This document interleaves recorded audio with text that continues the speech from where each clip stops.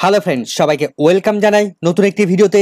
এই মুহূর্তে যে আপডেটটির দিকে আমরা নজর রাখবো, বিগ ব্রেকিং নিউজের দিকে নজর রাখবো, সেটি হচ্ছে জাজমেন্ট কপিতে 16,500 নিয়োগ মামলা খারিজ। সেই মামলার বিস্তারিত ব্যাখ্যা থাকবে, তার জাজমেন্ট কপির বিস্তারিত ব্যাখ্যা থাকবে, কি কি নির্দেশ দিয়েছেন।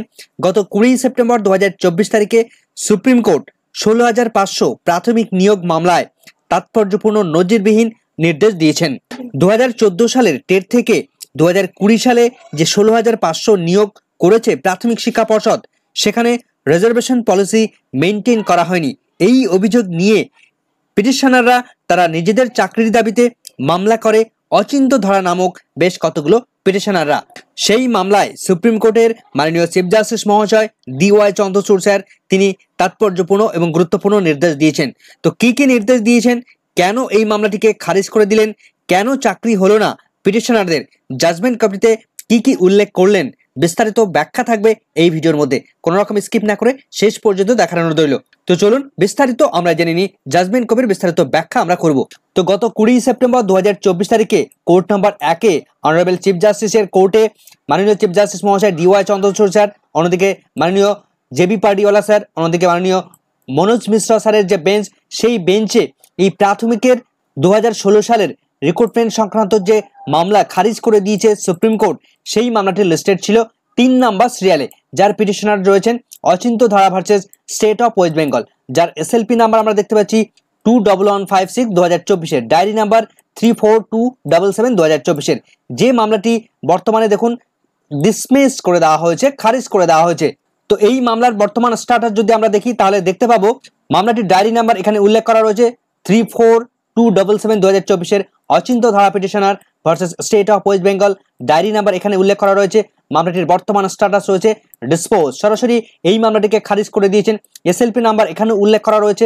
মামলাটির প্রেজেন্ট এবং লাস্ট লিস্টেড হয়েছিল 20/9/2024 তারিখ। এই দিনই অনারেবল চিফ জাস্টিস মহাশয়রা তাদের বেঞ্চ এই মামলাটিকে সম্পূর্ণভাবে ডিসমিস করে দিয়েছেন, বা মামলাটির স্টেজ দেখুন ডিসপোজ করে দিয়েছেন এই মামলাটিকে।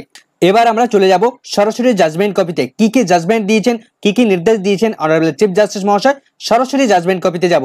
তো কোর্ট নাম্বার 1-এ আইটেম নাম্বার 3-এ অনারেবল সুপ্রিম কোর্ট থেকে যে অর্ডারটি দেওয়া হয়েছে সেটা আমরা ইতিমধ্যে দেখতে পাচ্ছি, যার স্পেশাল লিভ পিটিশন নাম্বার অর্থাৎ SLP নাম্বার এখানেও দেখতে পাচ্ছি 21156 2024-এর। মামলাটি কোথা থেকে এসছে দেখুন, arising out of impugned final judgement and order dated 3/7/2024 তারিখ ইন রিট পিটিশন নাম্বার 1056 2023-এর pass by the high court at Kolkata, অর্থাৎ কলকাতা হাইকোর্ট এই যে রিট পিটিশন নাম্বার আমরা দেখতে পাচ্ছি 1056 2023-এর, এই মামলায় 3/7/2024 তারিখে যে নির্দেশ দিয়েছিল সেই নির্দেশটাকে চ্যালেঞ্জ হয়ে সুপ্রিম কোর্টে মামলা হয়। অচিন্ত ধারা তারা চ্যালেঞ্জ জানায়, তার পিটিশনার রয়েছেন এবং স্টেট অফ ওয়েস্ট বেঙ্গল রয়েছে রেসপন্ডেন্ট। তো কলকাতা হাইকোর্ট এই যে মামলা 10/56/2023-এর 3/7/2024 তারিখে যে অর্ডার এসেছিল, সেখানে কি অ্যাকচুয়াল অর্ডার দিয়েছিল যদি আমরা মূল বক্তব্যটা একটু দেখি। তো 3/7/2024 তারিখে 10/56/2023-এর এই যে অচিন্ত ধারার মামলা, সেখানে মূল অর্ডারটা আমরা একবার দেখব। একদম নিচের দিকে চলে যাব। আমরা ইতিমধ্যেই জানি যে আলী হোসেন মন্ডলের যে মামলা অর্থাৎ 3929 যে মামলা ছিল, সুপ্রিম কোর্ট তাদের কোনো রকম ভাবে কনসিডার করেনি।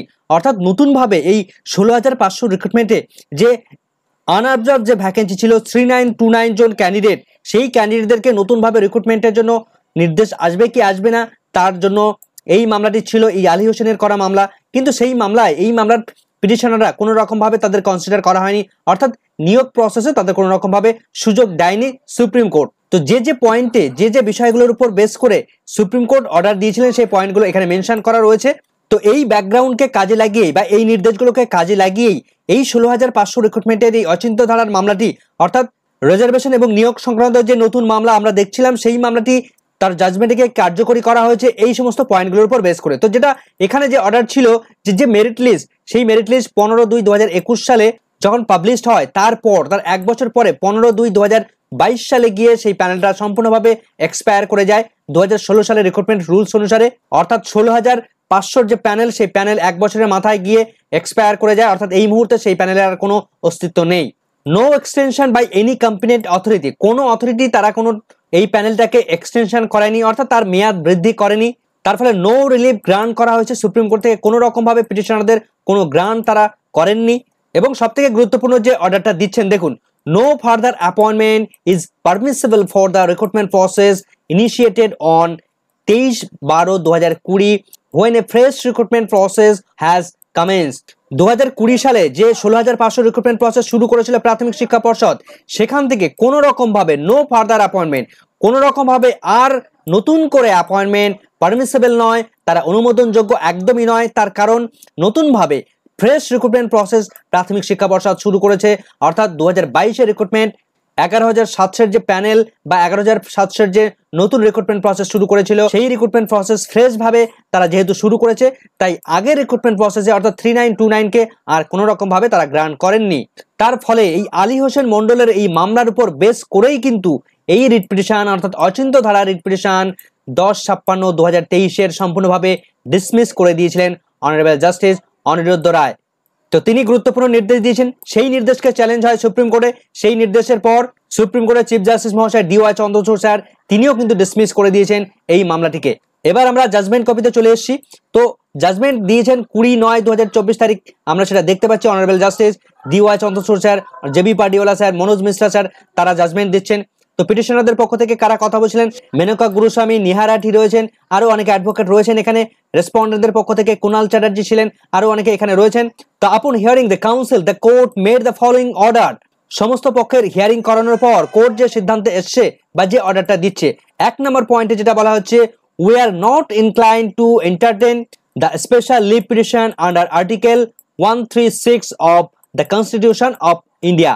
অর্থাৎ ভারতীয় সংবিধানের 136 নম্বর ধারায় সুপ্রিম কোর্টকে যে পাওয়ার দেওয়া হয়েছে, সেই পাওয়ারের উপর বেস করে কোনো রকম ভাবে এই স্পেশাল লিভ পিটিশনগুলো বা SLP গুলোতে কোনো রকম ভাবে সুপ্রিম কোর্ট তারা আর এই মামলার ভিতরে ঢুকলেন না।